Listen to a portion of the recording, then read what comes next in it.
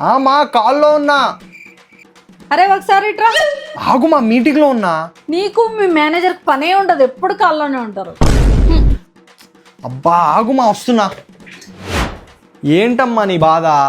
ఎన్నిసార్లు చెప్పాలరా సరుకులు అయిపోయినాయని. అన్ని డబ్బాలు ఖాళీ ఉన్నాయి, మినపప్పు లేదు, కందిపప్పు లేదు, ఏం వంట చేయాలని. అయ్యో అంతే కదమ్మా, ఇప్పుడే బ్లింకిట్లో ఆర్డర్ పెడతా, 2 minutesలో వచ్చేస్తుంది.